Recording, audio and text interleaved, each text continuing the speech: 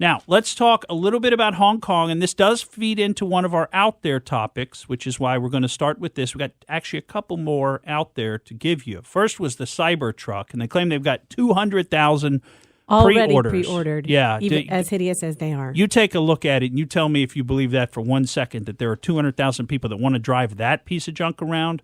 I'm sure it's nice. I'm sure it's awesome, just like all the Teslas. But, again, it looks like the DeLorean had, an out-of-wedlock child or something. It's very strange looking. All right, so. With a Hummer, maybe. Big news out of Hong Kong. I mean, this is big news. They had huge elections over the weekend, and 71% turnout, which is almost 3 million people turned out in these elections. I mean, can you imagine if we had 71% turnout in our elections? Now, the town councils, the various councils throughout Hong Kong were basically made up of pro-Beijing politicians. And now, I mean, it was 10-1 pro-democracy. The pro-Beijing, the pro-Chinese politicians were all thrown out of office. And now you've got a bunch of, in fact, some of the protesters, some of the leaders of the protests even got elected over there into these town councils. And now 17 of 18 of the councils are now controlled by pro-democracy people. So, I mean, big changes afoot in Hong Kong. And we're going to have to wait to see the end of the story because, as we talked about last week, the Chinese are not particularly willing to give up on this because it would be a huge loss of face if, one, they don't exert control over Hong Kong, or if somehow Hong Kong votes for independence, which is what they're talking about doing. And so, all we got to do is look back to what happened in Spain when Catalonia tried to become independent. Remember, they tried those people for treason. Okay, so what do you think China's going to do? Because China doesn't have the same rule of law like we have. This has got to be a huge insult to the face of Chairman Xi. And so what is going to happen next? Are we going to see a military invasion or something? I don't know. But keep your eyes on Hong Kong. Happy for the people there that they actually elected some pro-democracy people. Lots of waving of American flags. I mean, I'll tell you, they frankly put us to shame in their willingness to stand up because they have nothing. They've got umbrellas and gas masks, and that's about it. They don't have guns or anything else, and they're standing up to the Chinese military and the police and fighting back. Slingshots and bricks. Exactly. They have basically nothing. And in China, some major things are afoot with their pig population. And I just think, when does this arrive in the United States? Because do you know, and this is part of the out there, can you believe that about 40% of the total pig population in China has been killed in the past year, either died or been killed because they were sick from African swine flu and pig Ebola.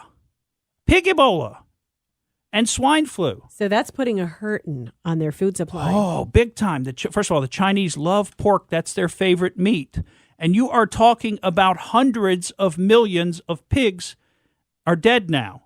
Almost half of the total population of the Chinese pig farms. Now, that's resulted in an over 125% price increase since just this July for pig meat. So that means it's more than doubled since July.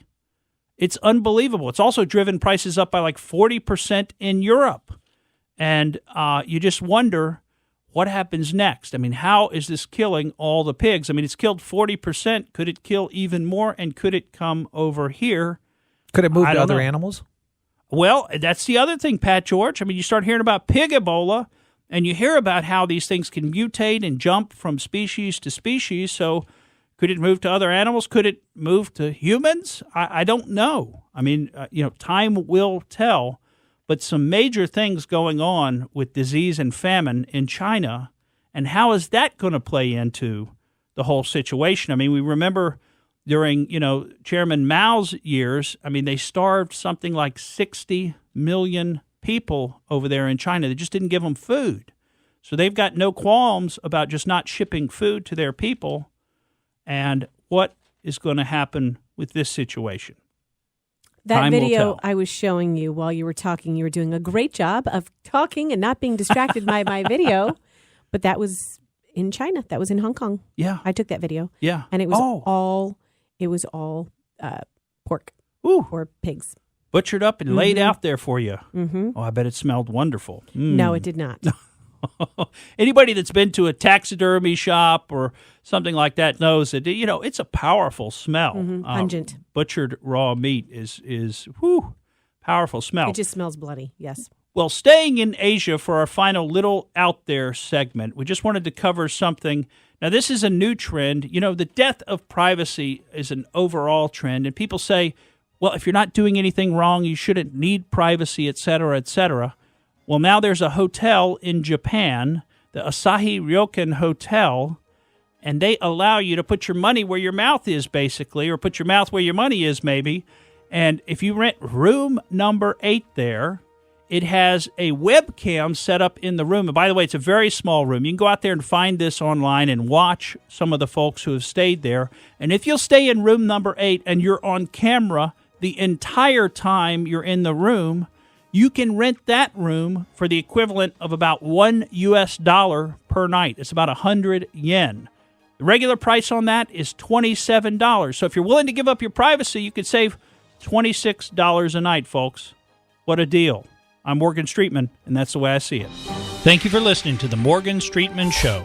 We hope you enjoyed what you heard, and if you did, please click like and subscribe to help us out. And remember that we recommend that you exercise your brain at least once a week.